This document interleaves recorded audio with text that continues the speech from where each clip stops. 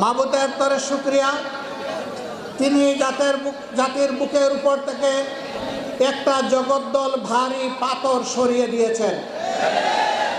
অন্যায়ভাবে গায়ের জুড়ে এই জাতির উপর মালিক হয়ে যারা দাপিয়ে বেরিয়েছিলেন, যারা জাতির সকল অধিকার কেড়ে নিয়েছিলেন, ন্যায়সঙ্গত প্রত্যেকটি আন্দোলন এবং দাবিকে গায়ের জুড়ে বুলেট এবং বেয়নেট দিয়ে যারা থামিয়ে দেওয়ার প্রয়াস চালিয়েছিলেন, আল্লাহ রাব্বুল আলামিন 2009 সালের 10ই জানুয়ারি থেকে শুরু করে 2024 সালের 4 আগস্ট পর্যন্ত ধারাবাহিক আন্দোলনের মধ্য দিয়ে আল্লাহ তাআলা তাদেরকে উচিত শিক্ষা দিয়েছেন।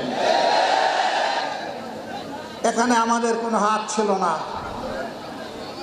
পুরাটাই আউয়াল থেকে আখের আল্লাহ তাআলার কুদরতের খেলা ছিল। দুনিয়ার এবং বাংলাদেশে কোনো বিচক্ষণ রাষ্ট্রবিজ্ঞানীও কল্পনা করতে পারে নাই এইভাবে বাংলাদেশের বুকে একটা স্বৈরাচারের পতন হবে। মিথ্যা অভিযোগ, মিথ্যা সাক্ষী, সাজানো আদালত, বানানো রায়ের মধ্য দিয়ে তাদেরকে দুনিয়া থেকে বিদায় করে দেওয়া হয়েছে। আমাদের দলের উপর যে জুলুম করা হয়েছে, আমাদের নিবন্ধন কেড়ে নেওয়া হয়েছে, আমাদের প্রতীক কেড়ে নেওয়া হয়েছে, আমাদের অফিসগুলো সিলগালা করে দেওয়া হয়েছিল, আমাদের বাড়ি করে হামলা করা হয়েছে, আমাদের শেষ পর্যন্ত দিশাহারায় আমাদেরকে নিষিদ্ধ করা হয়েছে। এই যে জুলুমগুলা করা হয়েছে, আমরা বলেছি আমরা তার প্রতিশোধ নেব না। প্রতিশোধ নিতে গেলে ওদের উপরে পরিমাণ আমাদেরকে আঘাত দিতে হবে, তখন আইন আমাদেরকে হাতে তুলে নিতে হবে। সমানে সমান হতে হলে ওদের অস্তিত্বই গুঁড়া হয়ে যাবে। আমরা তা করব না, আমরা আইন হাতে তুলে নিব না। এর জন্যে আমরা তাদেরকে ক্ষমা করে দিয়েছি। কিন্তু গণহত্যার জন্য, গণধর্ষণের জন্যে, মানুষকে আয়না করে পাঠিয়ে গুম করার জন্যে, হাজার হাজার লক্ষ লক্ষ তরুণ যুবক যুবতীকে গুলি করে তাদের জীবন উলটপালট করে দেওয়ার জন্য বিচার তাদের অবশ্যই হতে হবে এবং তাদেরকে তাদের ন্যায্য পাওনা পেতেই হবে। আজকে সন্তানহারা বাবা মা তাদের সন্তান ফিরে পাবে না, তারা ন্যায় বিচার চায়। ন্যায় বিচার পাওয়ার অধিকার অবশ্যই তাদের আছে। একজন বিধবা বোন, আমার বিধবা মাটি, তার স্বামীর বিচার পাওয়ার অধিকার আছে। এতিম অবুঝ বাচ্চাদের তাদের পিতার হত্যাকারীর শাস্তি দেখার অধিকার আছে।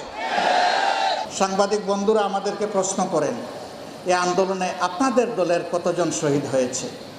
আমি তাদেরকে সোজা সাপটা উত্তর দেই, বন্ধু, আমাদের দলের শহীদ হয়েছে কতজন এটা আপনাকে বলবো না। আমরা জানি কিন্তু বলবো না।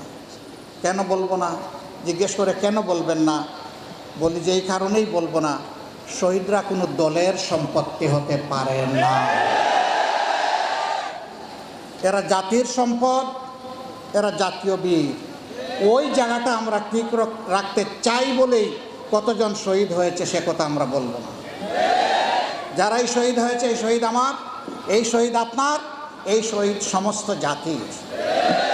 সারা জিন্দেগি এই পরিবারগুলার খেদমত করলে, সেবা করলে, সম্মান করলে আমরাই গর্বিত হব, কিন্তু তাদের ঋণ আমরা পরিশোধ করতে পারবো না।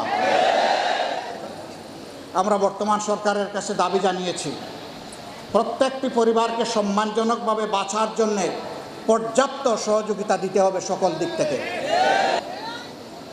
আমরা আল্লাহ তাআলার কাছে দোয়া করি, ভবিষ্যতে অনুরূপ চেতনার কোনো দুষ্ট দল এবং শক্তি যেন ক্ষমতায় না আসে।